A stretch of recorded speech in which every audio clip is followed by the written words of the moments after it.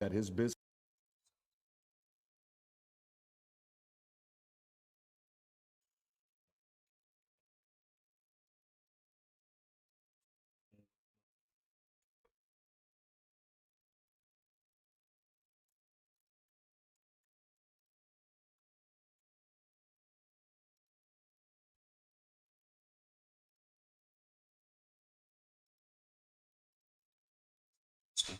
Testing, testing, testing. Okay, my mic is working.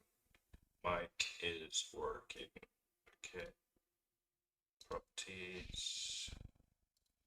Mic is good. Sorry, testing, testing, testing. Okay, mic is good. Okay, can I get a sound check from anyone in chat? Anyone there? Hello, hello.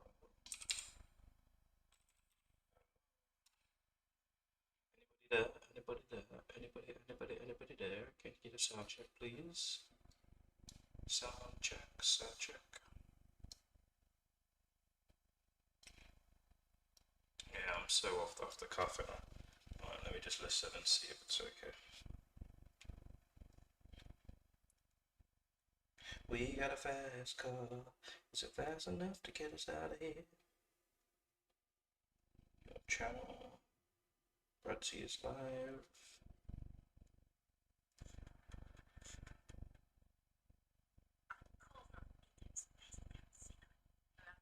Not gonna do the whole. I don't know. Let's see how interesting it is.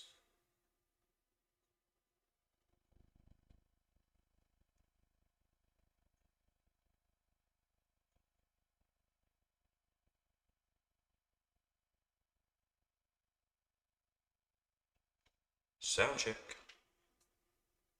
Do the whole. I don't know. Let's see how interesting it is.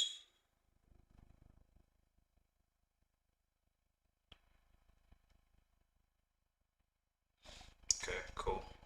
Alright guys, so this is hot. I've got emojis. Oh cool, you can spam emojis. Make sure you man in there, make sure you spam some emojis, but alright. Let's get going guys. Let's start with this interview. Ladies and gentlemen. Let's sit back and enjoy. I'm not gonna do whole 4 hour. I think I might do an hour. I'll see how I feel actually. If it's a really good interview, I'll play it for longer.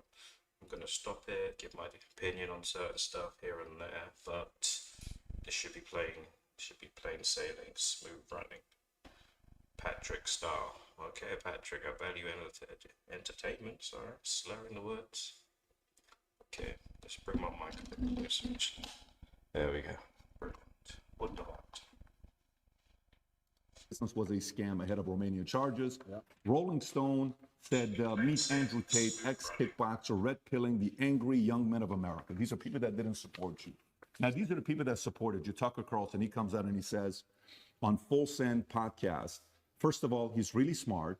The spirit that animates Andrew Tate is very clear and very obvious, and it's not a malicious spirit at all. Andrew Tate's core message is respect for yourself, act like you're worth something, achieve something, do something, get the fuck off the couch, put down the porn, go do something with your life. That's the greatest message that anyone could give. It tells you everything about the people in charge who say that's threatening. What is that threatening? The same people who live on the pedo island with Epstein and the same people that were friends with Harvey Weinstein were claiming to protect women by rebuking Tate. That's Tucker Carlson. Piers Morgan, who originally, when he went on, it was very combative. It was a very good interview, entertaining, but I want to know where Andrew got all this hair from as well. My man just got a new lot of hair. I swear this thing was I heard actually someone say actually this whole thing's been a bit of a sham, and it was so he could get some private time to have his hair done. I know that's a bit long-winded, but that's what I heard. it was also interesting to see him trying to push you. And then he flips and he says, this is getting ridiculous. Romanian authorities must either charge him and his brother if they have actual evidence of crimes or release them. Musk obviously supported by restoring your account like this. Jake Shields said people are freaking out about young boys looking up to Andrew Tate, but totally fine with young girls looking up to Cardi B and the Kardashians. And obviously, Aiden Ross, Red Pill community, Joe Rogan. I can go on and on and on about a lot of things that's being said. We watched the BBC interview And we'll talk about BBC here in a minute because I have some questions on that as well. But the first thing I want to ask you is, 9 months, where we were at then, September, to where we are today, a lot's changed. How do you feel with everything that's going on? And tell us a little bit about your current state today. Yeah, there's a very strange sense of terror that comes from knowing exactly what's going to happen to you. There's a strange sense of calm that comes from it also. But in the middle of the night, when you can't sleep, sometimes you feel happy knowing what they're trying to do to you, and sometimes you feel terrified knowing what they're trying to do to you. I think I'm very happy. Every single podcast I did previous to this, I hammered the point home, and I made it very clear that they had the intention of trying to put me in jail. I said, there's 3 lives. They try and cancel you and slander you and destroy your name. They don't just want you to disappear from the internet. They want you to disappear from the internet in a cloud of shame. They have to shame you, which is why they chose the crimes they did for me, and it's why they usually choose the crimes they choose, because it's heinous. They want to shame you, and they want you to disappear with your head facing the ground and never pop up again. Obviously, they attempted to cancel me. I became more famous than ever before. I even said to you on your podcast, and I said on other podcasts, I said, I think they made a mistake. I think when you have power and you overuse it, what happens is a rebellion. That's how a revolution starts. When you have power, you have to be very, very careful with how you use that power. The second you overuse it, there's a revolution. And we're in Romania, so they know all about that. That's exactly what happens. And I said at the time, I think I was a mistake. I think they made a big mistake canceling me the way they did.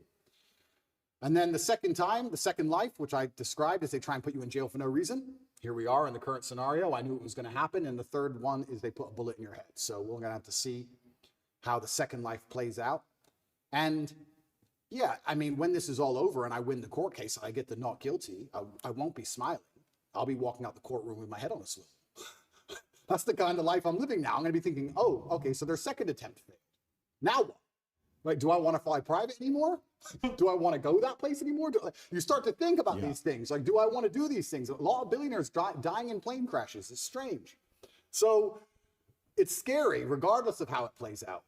And I guess you just have to go with the punches and see where it lands. And God has a plan for me and for all of us. And we're just going to see how it ends up. Full disclosure, you don't have any suicidal thoughts. I want to make it very clear, and I make it clear on absolutely every single podcast, I would never kill myself. I don't care what they say. I don't care what video they show you.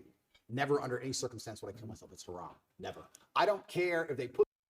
That's a bit deep, boy, when you think about it. Obviously, it sounds like, my guy's like generally in fear for his life. He knows that, well, he thinks that people are, well, the establishment's after him, as he puts it.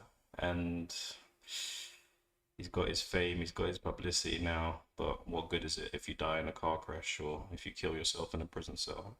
I think that's what he's alluding to. So, yeah, sometimes is the fame worth it? Is the fame worth it? Put me back in the dungeon, solitary confinement by myself for the rest of my human years. I would never kill myself, ever, ever. So if that ever happens, God forbid, do not believe whatever garbage they tell you. The chance of me killing myself is precisely 0.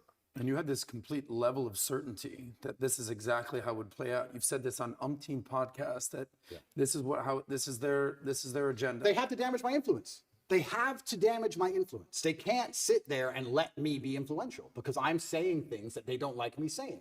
And there are people sitting around going, he's saying things counter to our message and counter to our narrative. Get rid of it.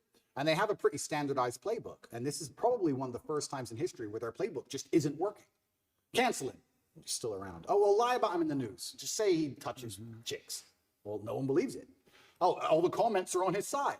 Everyone's calling us liars. Okay, then do it again. Then do it again. Make up a new girl. Then do it again. Find someone else. Yeah. And they keep attacking me with the same weapons, but the bullets are bouncing off. And that doesn't give me a sense of calm. That doesn't make me think, ha, ha, ha, I'm invincible. It makes me think, uh-oh. It makes me think, uh-oh, because human life is cheap at the top. It's very cheap. Does it make you want to sit on the sidelines and be quiet and just kind of live a life with your family, your kids? Does it make you want to do that? Maybe all these attention is actually not a good thing. It's interesting because sometimes I analyze myself and think, why don't I just do that? Why don't I just disappear? I don't need money. I don't need fame. Why don't I just disappear? And then you have to, I was saying this to my brother, and he was like, well, Genghis Khan didn't need Vienna. Some people are just wired that way. Like, Vienna's a long way from Kathmandu. Sometimes that's just the way it is, or Ulaanbaatar, I apologize, the capital of Mongolia. That's just the way some people are. If I see injustice And if I see things which I believe to be false, I feel like I am obligated to say the truth. I can't explain why, even if at my own detriment. What am I doing this for? Like, it's to the detriment of my life. And I've had these conversations at length with the people close to me, and we're all saying the same thing. It's always been the same way. Humanity's always been the same way. There's been a select, small, few good men up against evil, and evil always outnumbers you. Evil always has more money than you. They always have more power and more influence than you. If you play any video game, when you get to the end boss, he always has more life than you. He always has more hit points, but you're the good guy. And it's kind of like, it's never been any different. At any point in human history, there's been the good guys up against the forces of evil, whatever they were at the time. And you've always been outnumbered, and you've always been supposed to lose. So you consider yourself the good guy in this situation? I think that truth is instilled by God in all of us. And I think if you tell the truth, you're a good person. So who do you think is the bad guy? You know, everyone uses they, them, they're after me. Who's they? Who's the bad guy? Well, instead of saying who, I will say, what I will start by saying is what they do. And what they do is they control information. And we now live in an information society, and by controlling information, they control how people think and act and react to things. That's all they have to do. They have to control information, and they have to be very selective with what they allow you to talk about and what they allow you to discuss and what they don't. And once they can do that, they can keep you bickering about garbage, and they can control the sensitive information, and then they run the world. So having all the information controlled and having this hard barrier on what can be discussed, that's how they can purport absolute fallacies. I think now it's been a couple of years, we can probably talk about it. They psyoped the world into believing they should be afraid of the common cold. They psyoped the world into this. And if you think about how difficult that would be to do, how difficult would it be to psyop the entire population of Earth? Well, what you do is you just lie on repeat, and you don't allow anyone to say anything counter to it without hurting them the same way I've been hurt. And you just psyop them. It's actually amazing because now I use that exact same psyop on people. I love it. I love it. So when I sit with someone who's not matrix minded, when I sit with someone who is matrix minded, like when the BBC walked in here, I'm like, do you all have your vaccinations? Social distancing. Did you actually? 100%. Social distancing, please. And they look at me like I'm crazy. Well, how am I crazy? 2 years ago, you were telling me to do this. Now when I repeat your own worldview to you, I'm crazy. Well, if I'm crazy, guess what? You're a fucking liar because you lied the whole time. So either you're a liar or I'm not. You know, how can I be nuts? Put your fucking mask on. If I ever talk to any of these clowns again, they're going to be fully masked up. And I refuse. I don't care if you've had 2 booster jabs. No, I want all 6. All 6 injections. I want paperwork. Or get fucked. You're not coming in the house. I'm scared of COVID. It's dangerous. I believe the mainstream media. I'm scared. This word you keep using, psyop, I've never heard this word. It's short for psychological operations. Correct. Break that down. What exactly is a psyop? Yeah, a psyop is the matrix as a whole. So psychological operations are constant. They constantly decide how they want you to think and what they can do to make you believe that, right? And there's a whole bunch of them they do. But it starts with tolerance. That's what I don't like about this whole guise of tolerance. It's not that I'm an intolerant person. It's not that I'm a bad person. It's not that I want to hurt other people. But when they keep pushing tolerance, what they're trying to say is have no standards or barriers or parameters for anything. That's what they want. You have to be tolerant. Tolerant of what? Tolerant of having your shop set on fire, tolerant of your kids being taught things you don't want, tolerant of crime, tolerant of your house being broken into. Like, tolerant of what? You're not allowed any hard barrier or any hard parameters as a man anymore. That's why they push tolerance. That's the beginning of it. That's the first stage. Once you accept absolute tolerance, well, then it's the end, isn't it? I'm tolerant of everything. I'll eat the bugs. Sure. You'll tolerate everything. I'll tolerate everything. I'm tolerant. Sure. So when I say things like I'm intolerant of certain things and people think that's bad, no, you need to have standards and parameters. And that's one of the reasons they also attack me. I say that men should be allowed to have standards and parameters in a relationship and in their lives. We should be allowed to decide who we want to marry. And we should have standards for her. They have standards for us. We should allow ourselves to have standards for her. We should have standards in what we'll accept from a government and standards in what we'll accept from a police force. We should have standards as men. But they're trying to erode all of that, because once that's gone, then your brain is completely empty. And then once your brain's empty, they can just plug in the slave program, and then it's over, right? You're a tolerant person. You're a tolerant person. Good. You're a good slave. Slaves are exceptionally tolerant. So the shirt you wear is what? Escape the slave mind? Resist the slave. Resist the slave mind. What does that mean exactly? It's a better word, resist. Resist. Right? But I want to do this before we get into, because we got 5 hours. We got plenty of time to get into a lot of different topics. So one, I do want to talk about BBC, the handling of the interview. I want to get your thoughts on it. I know there's been reactions, but I want to go. Yeah, I mean, I'm going to talk a little bit about the BBC interview. I mean, that woman, I don't even know who she was. I looked like they said an amateur. Like she was gaining help. She had a load of notes. She didn't really listen to any of the quotes that he had said. She just literally was just handed a piece of paper. And he kind of made him look stupid, to be fair. But it's a tough one, man. It's a tough one with some of the things. Like, you know, if something comes out of your mouth, no matter what the context, you kind of said that, and you kind of have to own up to it. And then when you put into perspective that he says things for, well, he did say things for reaction when he was on his way up. You know, I think it would help him. He would do himself a lot of favors if he just said, you know what, if you know what, guys, which he has already done, but just to clarify once and for all, just say, you know what, guys, all the shit that I said is bullshit. I just said it for reaction value. I don't mean it, and I don't advise anyone should follow it. But I think if you listen to him enough, then you kind of know that he kind of does have certain opinions on, like he says, certain requirements from his partner, requirements from the police, requirements. He quite smartly did that, actually. He was really hitting at the requirements for women. That's what he was saying there. But yeah, let's jump into it. Go a little bit deeper into it, Yeah. because I want to compare how your start with the interview with BBC started versus Philip Schofield versus Musk. I got all the first questions. We'll cover that. Yeah. I want to talk about media. I want to talk about your evolution of your faith, Yeah. atheist, Christian, Muslim, Yeah. and then some of the things that's going on with politics right now.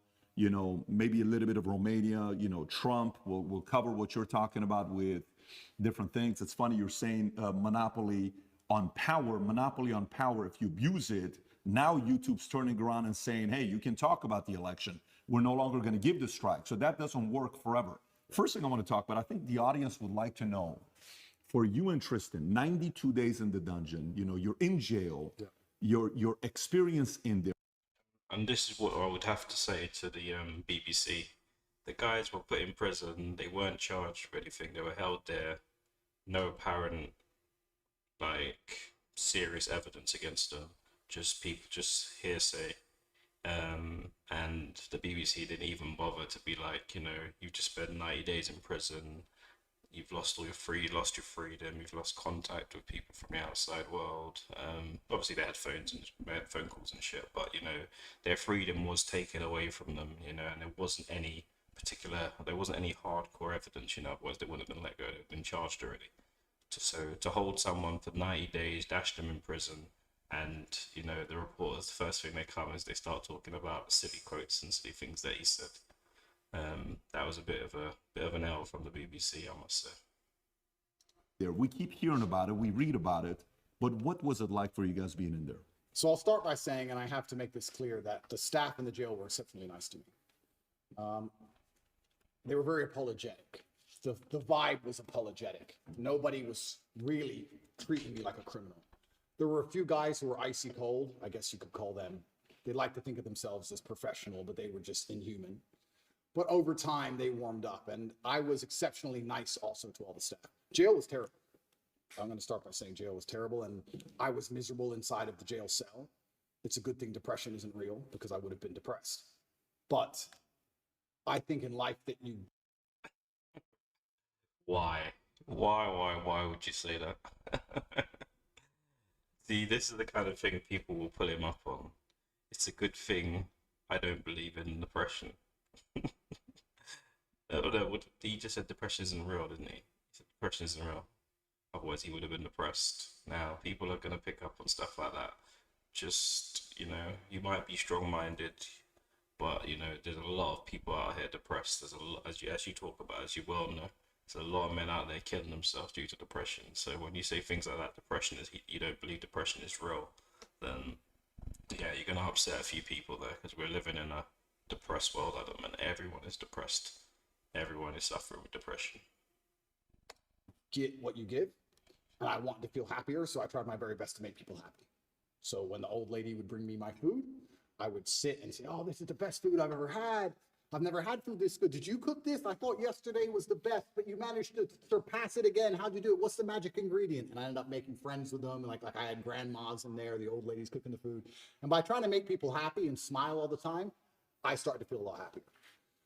But it's kind of scary. And I think the scariest thing about jail was the uncertainty of it all. If they would have said to me, you're in jail for 92 days or even 5 years, you got 5 years. Cool, I do my time.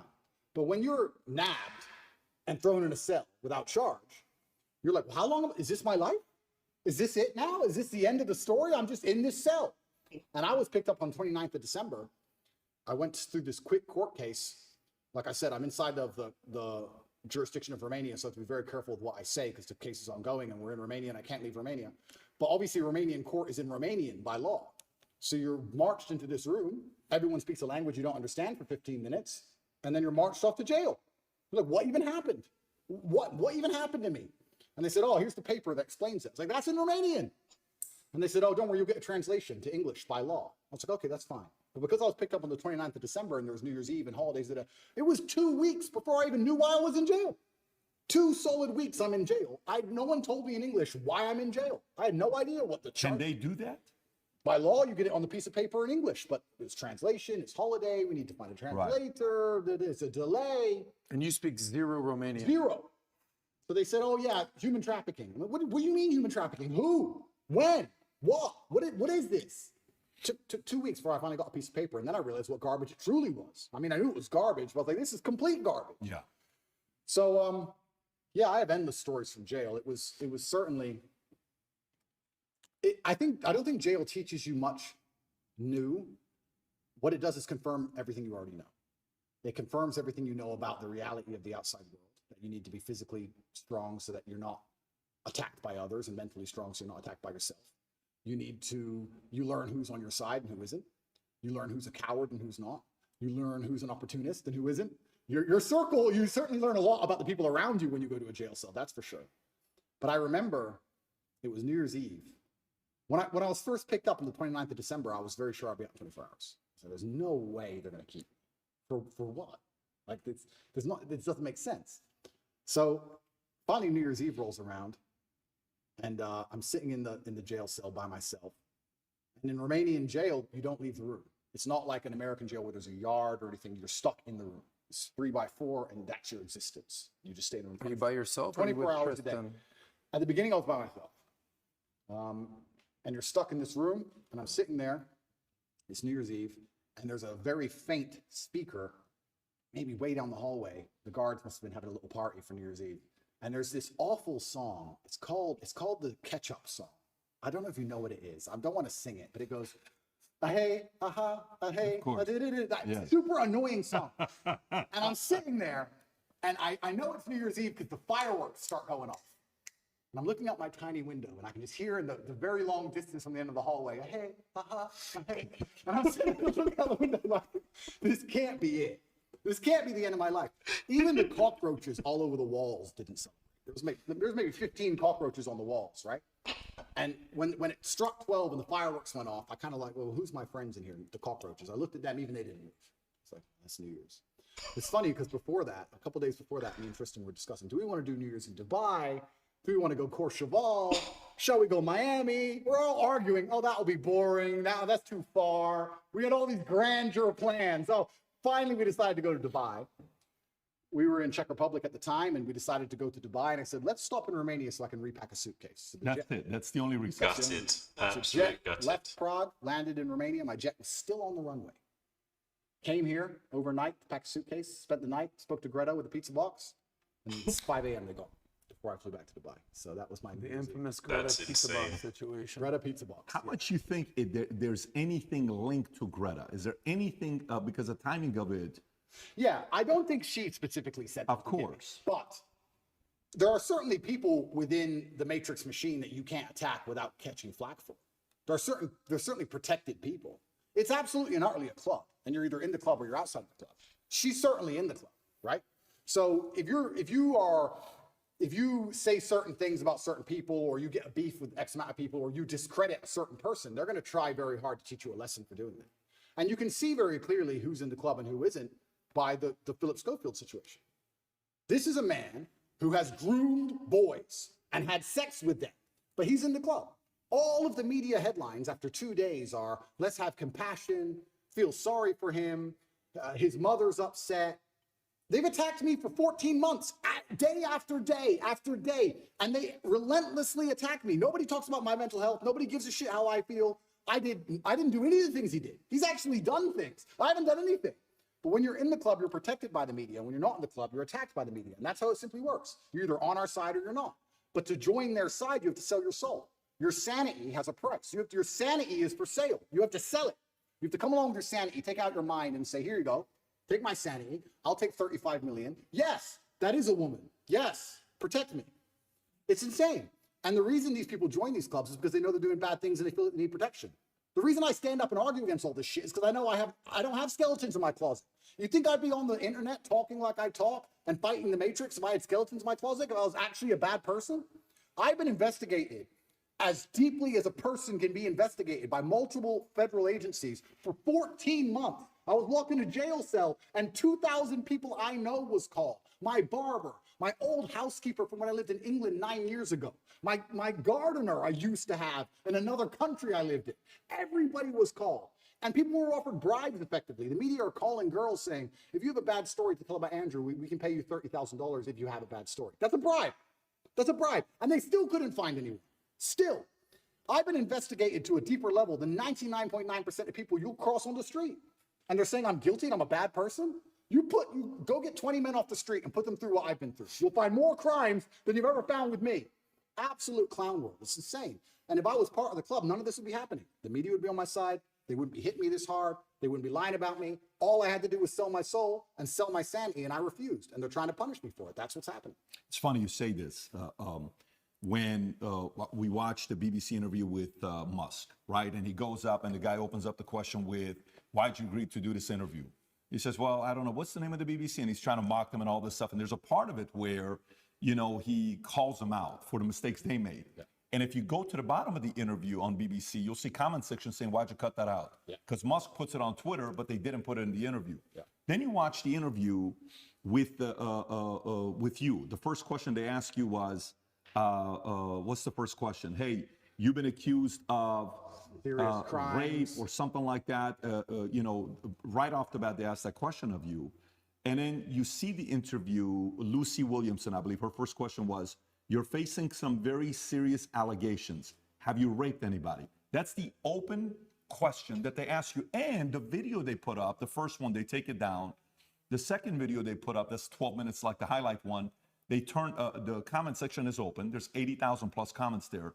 Then you look at Philip Schofield. And you just brought up Philip Schofield. For people that don't know who Philip Schofield, do you mind explaining to people who he is? Yeah, he was a TV presenter in England. He was very famous. He ran the morning show. And he was grooming children for a very long time. And all the staff knew about it. And the people who worked on the show with them were being groomed by him. And everybody knew. And it was all a big ha-ha-ha joke.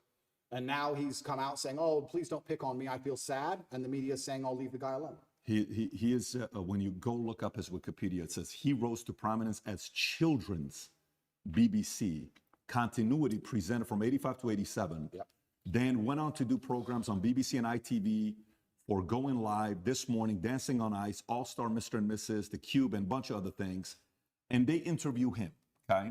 While he's going through the mess, after 27 years of being married, this one guy that he groomed since 10 years old, his name is McGreevy, I want to say, something McGreevy, yep. That he's going through the process. Matthew McGreevy, they met at 10 years old at a theater group. At 15 years old, Philip follows him on Twitter. Yeah. While the kid is 15, he follows him on Twitter. The guy celebrates it. Long story short, Ruth Langsford, they work together with. She files a complaint. Then right after filing the complaint, McGreevy gets fired. Then he has to take a break. Then he comes out after 27 years telling his wife, and hey, I'm gay, I'm coming out of the closet. He's got 2 daughters. But there's a part of it where Matthew calls his wife and says, hey, your husband and I had an affair together when I was 19 the first time and 20 and all. Nobody knows if it was before or not. The interesting thing about him is his brother, Timothy Schofield, I don't know if you know about his brother. Oh, what, the one who's in jail for being a pedophile? Was convicted of 11 sexual offenses involving a child between October 2016 and 2019, including 2 sexual activity with a child. Here's how the interview started. First question, the guy asked him. He says, you've had quite a week. how are you? Opening question Unbelievable. versus the question they ask you on the opening, right? Unbelievable. And then he turns around and says, the media's interest in the affair was motivated partly because of homophobia, alleging that an affair with a much younger woman would have not generated such a scandal. So he gets protected. Yep. And he says, all those people who write those stuff, do they ever think that there's actually a person on the other end, right? This is proven. By the way, this is the part where even when somebody's watching you and saying, why are they taking him to court? Maybe he did something. Why are they taking Trump to court? Maybe he did something. Why are they taking this guy? He must have done something. There must have been something there, right? It's stuff like this BBC does. If BBC are watching this, right, I want to kind of remind you of your mission statement that you have on your website. We're going to put the link below to your mission statement. You can go find it. Here's what your mission statement is, BBC. This is why you've lost some credibility the last couple of years. To act in public interest, serving all audiences through the provision of impartial, keyword impartial, high quality and distinctive output and services which inform, educate, and entertain. You say you inform, educate, you entertain, yet you conceal, misinform, and your content's quite frankly boring. You're cherry picking on people that you're talking to. So a message like that gets the average person to say, everything with you is allegedly, everything he did is proven, his brother is proven, yet let's leave him alone. Poor guy, let's target him. This is where their argument has leaks in it. And somebody like you can tear it up. Absolutely. Philip is part of the club, and I'm not. And this is the thing. I'm a mentally resilient person, right? 14 months they've attacked me. I'm not going to sit and complain about that because that's not how I operate as a man. 14 months they've complained about me. If you type Romania, human trafficking, you type in any of these things, my name comes up, my face, I'm a bad person. I've lost all my bank accounts. I've lost all my social media accounts. I've been vilified all across the matrix in every single possible way. They print my face every single day with something negative next to it daily. Nobody gives a shit about my mental health, right? Because I'm the enemy. And what's scary about this is Lucy Williamson herself, she was begging me for an interview. The BBC were begging me for an interview. I don't need any of these people. The only reason I even sat down with the BBC is because they were begging me. I can go and just say my own words and get plenty of views, right? But the whole time I was in jail, they're begging me for an interview. Can we speak to him on the phone? Maybe you can give an interview from jail. Can we have an interview? Please, please, please, please. And I was saying, why do I want to talk to the BBC? And the BBC were saying, no, we don't want to do a hit piece. We want to come across, we want to be impartial. This is what they're telling This is what they're telling me. We want to be impartial. We believe there's a side of the story that hasn't been told. We're really interested in some of the, let's say, what's the word? I don't want to get this wrong. Inconsistencies in the Romanian justice system. We're very interested in his side of the story. There's been enough hit pieces. We want to tell the other side. We want to hear Andrew Tate's story. And I said, no, on repeat. Then they sent me a list of questions. I didn't even ask for a list of questions. That's not who I am. I don't have to script. I never asked for a list of questions. They sent me a list of questions.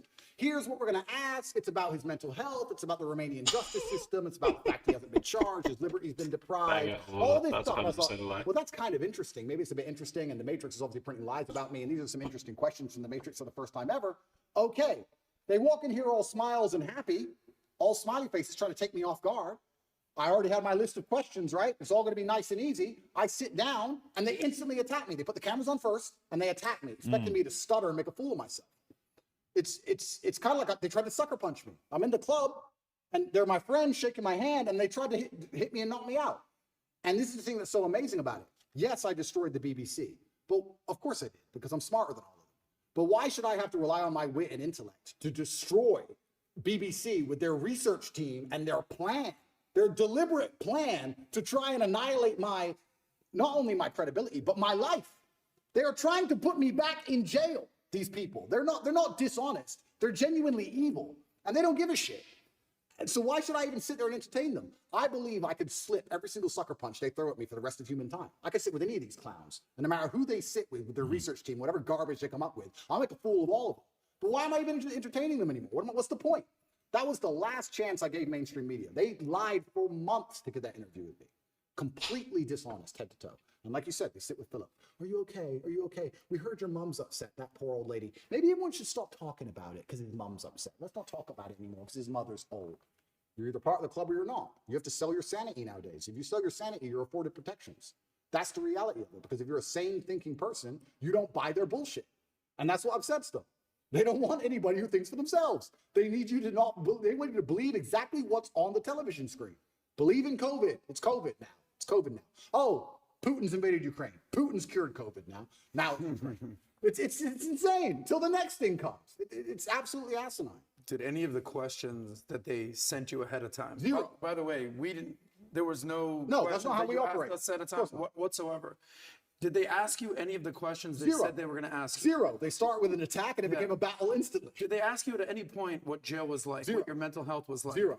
How, like, you completely missed the mark when everyone wants to know what was jail like. But they don't even ask you that But question. this is what's so interesting about it. These people are so detached from reality because they are genuinely detached from reality.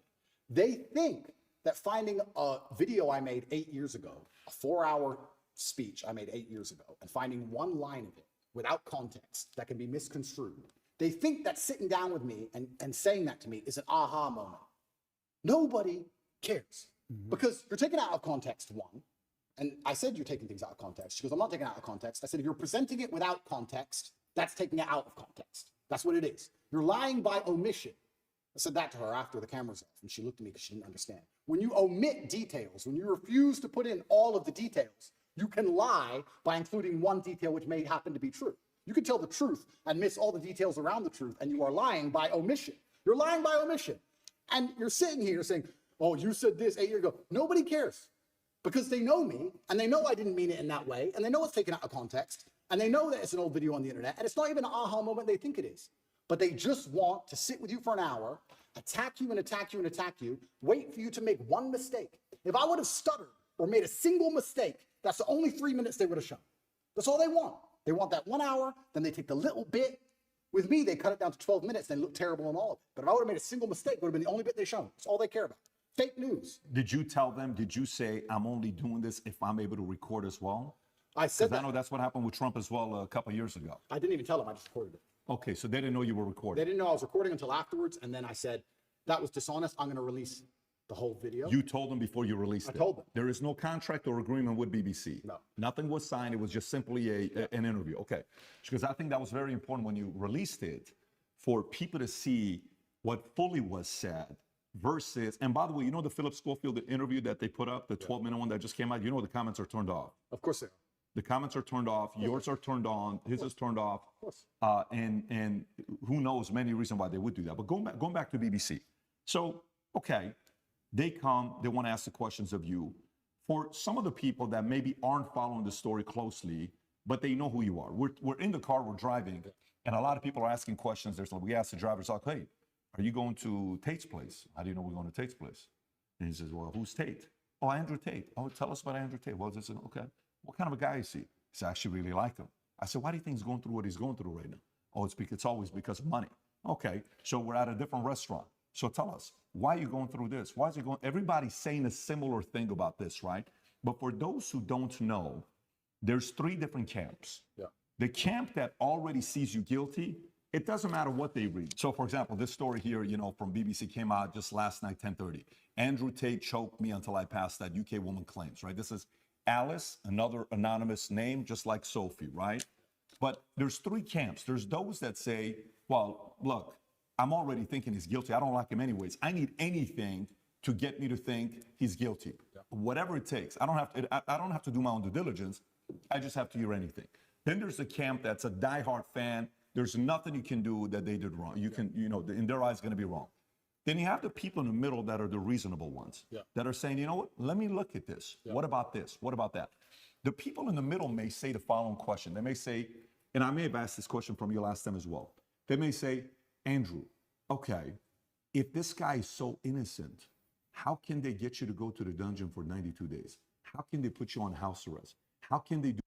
And I think that's where a lot of people are. I think most people, obviously, you've got the diehard fanboys, you've got the people that hate him, and you got the people in the middle. Like, a lot of people thought that I came across like I was calling him guilty and stuff like that because of a couple of videos that I had done. Even though I stated right at the beginning of the videos, innocent until proven guilty. I think if you've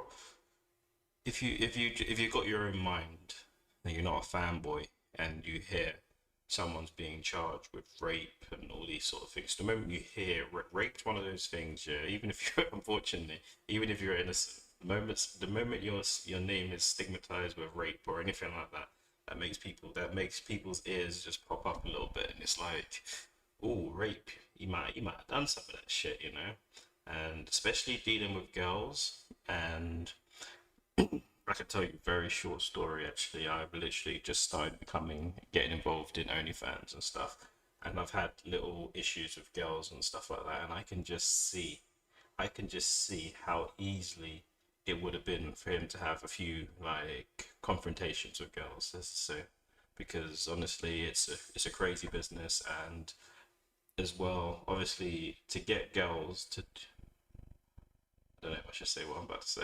I'm not gonna say it. Let's move on.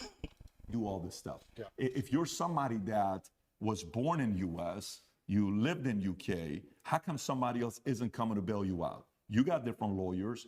How is it that they can keep doing this to you if you're not guilty? What do you say to those people? Yeah, and once again, I have to be careful what I say because of the court case, but Romania has a law, or the law in Romania is basically, if you can prove to a judge that it might have happened, they're allowed to hold you up to 6 months during the investigation stage. If I was guilty of anything, I would have been charged long ago. And we're going to talk about charges soon because I still believe they're going to attempt to charge me. But we're now approaching the end of the 6 months they can keep me under a form of arrest for without charge. Typically in Romania, when I was first arrested, the guard said, within 2 weeks, you'll have your indictment. I was like, 2 weeks? He goes, yeah, everyone gets charged quickly. Nobody waits 6 months for a charge. If they arrest you, they charge you, like every other country, right? The fact they've waited 6 months and gone into my entire life and attempted to find something shows they don't have a case. Why I believe it happened is because they didn't have a case when they were trying to hit me with this garbage, and they thought, you know what? If we put him all over the news, if we slander his name completely, there was a hotline set up. If you're a girl. Yeah. All right, guys, I'm gonna have just a quick 2-minute break. Well, 1 minute break, guys. 1 minute break. Just give me 1 minute. I'm gonna go grab another drink, stretch my legs. It's done 40 minutes, and this is hard work. Let me just move around for a bit. I'll be right back.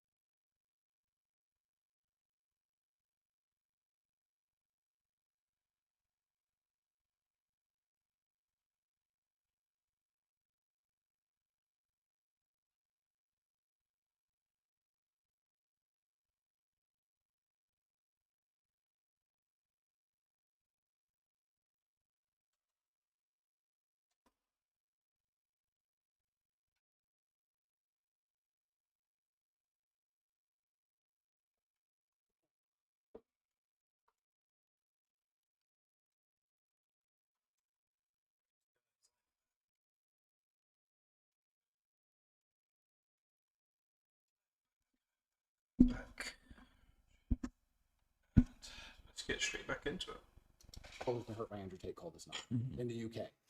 A hotline.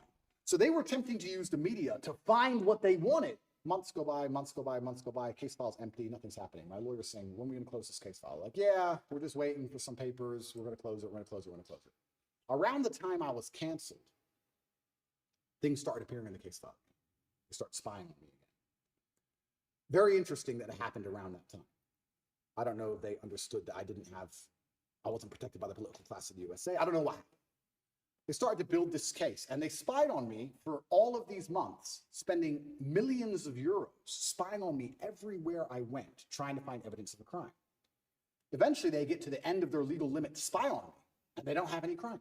They don't have anything. So in my current court case, we have two Americans who lied, the ones who we have the conversations between them saying they're going to get an Oscar for lying to the police. We have the CCTV of them coming and going. We have their Uber records showing they can travel the country freely. We have their phone calls with their mother where they're saying, yeah, he didn't hurt me, and my boyfriend caught me. We have all of it. We have all the evidence. We have those two. And then there's nobody else who could possibly even take the stand. I don't believe, as high level as this Matrix attack is, I still don't believe a Romanian judge is going to put me in jail with the dossiers. I've seen it. It's garbage. I don't think I'm going to end up in jail. But it's just taking years of my life, damaging my influence, having bad things to say about me, keeping me under control, keeping me locked in a house. That's all they want to do. They have no interest in the truth. There's no victims. There's no one to take the stand. Do you know who Sophie is or Alice is or no? Yeah, so the BBC, Ali? that's really interesting. So then the BBC says, well, we found victims, because the BBC have done enough investigative journalism to understand that the case is garbage and there's no victims. So they said, well, we found victims. They found one called Sophie first. That was a few months ago. I think I was still in jail when Sophie appeared. Is that her real name? No, that's her fake name. So they have a girl with a fake name called Sophie. They don't show her face. They ask me, what do you think about Sophie? How can I comment on Sophie when Sophie isn't real? Firstly, you've made her up. Secondly, I don't know who you're talking about. You're saying that 9 years ago, I was emotionally controlling? That is the most subjective garbage accusation. What does that mean? 9 years ago, I said you shouldn't party with those guys in the club. Is that what I said? I don't know what I said. I don't know who she is, if she exists at all. And they're saying 9 years ago, you were emotionally controlling. Sophie said so. Who's Sophie? We're not telling you. What's emotionally controlling mean? We're not telling you. What comment do you want me to? If this person even exists, which they don't, then I destroy the BBC, make it very clear to them that Sophie doesn't exist on repeat because she doesn't. And 2 days later, Alice appears. What's interesting about this is that DCOT, the federal agency inside of Romania, along with help from international partners, have tried so hard, spending millions of euros with federal level tools to find a victim so they can put me in jail. And they can't find anyone. But the BBC just pulls them up whenever they want. The BBC does. Where do these people come from? And I say this every single time. If anybody believes they've been wronged, male or female, by me, go to the police. Go to the police. I encourage you to go to the police. All these people say, we don't want to go to the police. We just want to stay on the news. What, is that because you're not real? Is that why? That's pretty convenient. I mean, I thought I was a bad person. Why don't you go to the cops? Oh, because you have no evidence and it doesn't exist? That's why. Are all these accusers in the UK, not even in Romania? Not even in Romania. So Sophie and Alice are supposedly both from the UK. And Alice's story To is... correct, it's not Alice. I said Alice, it's Evie or Evie or something like that. Evie. It's all made up names. It's all made up names. So We Evie, could call whatever name we want, but yeah, Evie is saying 13 years ago, I choked her or something. Yeah. By the way, when is the 6-month time limit? End of this month. Okay. And can we reference the tweet you just posted a couple days ago? I want to stay on the She was commenting on Evie. You were going to say something about Evie, what she said. So she's claiming 10 years ago or 13 years ago, you guys had the consensual sex the first time. She comes back for the second time around. According to the story, she says she was being, your hand was on her throat, strangled me. She was passed out for a minute. And then she came back and she said, I did not approve of the second time having sex after she was passed out. So these stories they're making, and then she says, the guy asked a question saying, how come you didn't do any police report back then? She says, well, because it's not fully rape and it's not that, because it was consensual. I kind of wanted to be there. And I didn't tell anybody about it 6 years later. There's way too many things that doesn't give it credibility for somebody to say, I didn't do anything about it then, but 6 years later, I told my friends, 3 or 6 years later. Yeah. And this is the thing that's scary. If you say to any red-blooded male, 13 years ago, you had sex with a woman consensually and she's now unhappy about how that sex happened. You can get, any man on earth can get screwed with that. If this person exists at all. And like you said, she refused to go to the police if she exists. And she's saying it was consensual. I think last night they aired it on Newsnight and she literally, they said, why are you coming forward now? And I think this actor, the person literally said, because now he's rich and famous. They literally said those words. That's what they said. Oh, because now he's rich and famous. I think it's unfair. It's asinine. I don't understand genuinely how a man can protect himself in the Western world anymore. How can you even exist anymore? If this is what they're going to hit you with as soon as you get to a certain level of influence, there's no man on earth who's safe. I said this to my judges. I had a few male judges. I said, they could do this to you. They could do this to anyone. They could do it to you or me or any man watching this. Any man watching this. They can put in the BBC 9 years ago, you did something. They won't tell you her name. They won't give you any chance to defend yourself because you have no idea what they're fucking talking about. And they will print it on repeat until you lose your job and lose your bank and lose your social media. And then you're going to sit there bankrupt and depressed. And then they're just going to move on from you. And if you don't die, if you're like me, a cockroach who refuses to die, if you sit around and refuse to go away, they're going to make up a new one. It's crazy. And it's genuinely scary. And you're not safe from it anywhere anymore. I will say right now on this podcast, I encourage absolutely anybody who believes I've harmed them, male or female, to go to the police with evidence, and we'll go to court. Let's do it. I don't harm people. If I was harming people, I wouldn't be out here as open as I was. The biggest criminals, the biggest gangsters, the most heinous people on earth don't have social media. You know this. If I see a guy with an Instagram pretending he's a gangster, he's not a gangster. The real gangster hasn't got Instagram. But that's the reality of it. You think I'm going to become the most Googled man in the world if I've been running around hurting people? It's absolutely insane. And I think there has been a shift in the consciousness. I think, especially because of COVID and a few other things, people are starting to understand that all these people do is lie. I think people are starting to understand that. And the harder they try and hurt me with these lies, the less people believe it, which is scary for me. Like I said earlier, it's scary. They keep coming up with more garbage. The bullets keep bouncing off. So now they're sitting around going, we can't convince the world this person is a bad person. How do we get rid of him? That's the scary part. You were going to say something. Yeah, Follow-ups on that. You want to go there? 6 months, you know, it's 6 months coming up right now. It's coming up Yeah. June 29th, I believe. Correct. Okay, you put out a tweet recently. You said the 6-month time limit is running out, right? There's zero evidence against me unless they invent something against me, right? And then you ask a poll. You said, if they charge me with an empty bullet and it still takes a year to beat it and allows them to save face, they're hoping that the world will basically forget about all this. Yeah. What do you think they will do? And you gave people 3 options. Option 1, let me go. Option 2, charge me with no evidence. Option 3, invent and frame attempt. The results were 38% let me go, right? 35% invent and frame attempt. And option 2, in third place, charge me with no evidence, 27%. 38%, 35%, 27%.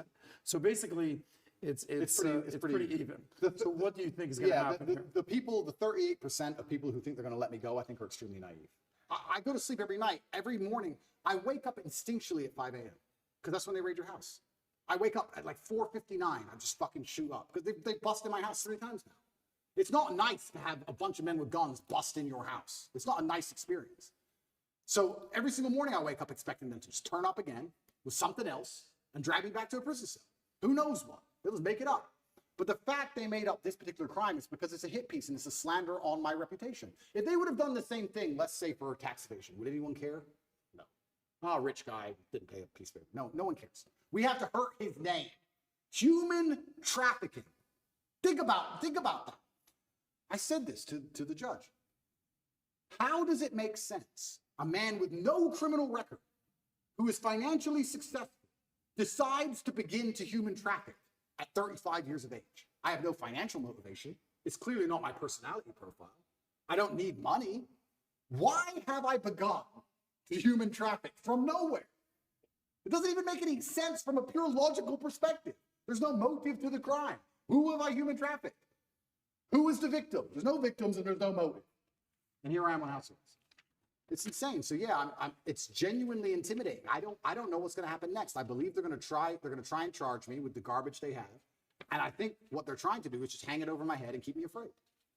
You think of the idea of trying to either silence you or make you irrelevant is working? Meaning, do you think you're more relevant today than you were on September 1st? Is that strategy they're implementing working? No, they're failing. And the reason they're failing is because God's put me in a position where I have to lead from the front. I think that in the days of old, when politics used to mean something, I believe in politics as long as the leader of the country charges on his horse at the enemy, at the front. Then you're allowed to be king. Then I'll listen to your laws. That's politics. When you send other people's kids to die in a war and you sit on your ass, that's not politics to me. But now I'm in a position where I'm spearheading, by God's plan, the rights of basically every man on earth. They could do this to anybody. So I think any man with a brain who's thinking is looking at my... Guys, without taking the piss too much, this obviously isn't my video. I'm going to have to do this in pieces. So we've had an hour of it. Very interesting interview. I can't wait to get through it all. So I'm going to watch the rest. I'm going to watch the next part of it tomorrow with you guys. If you want to chime in, and put your perspectives in. That'd be good to get some interaction in there. So I'm going to finish this now. Tune in tomorrow, guys. Got some cool interviews coming up. Bruddc Entertainment will be back. Don't worry, guys. Hot new guests coming on. Some really good entertaining stuff coming your way, guys. So sit tight. Hopefully I don't get a strike for this video. I don't even want to mention the C word. You mentioned the C word on YouTube and yeah, and you're in big trouble. Alright guys, everyone, you have a fabulous evening, and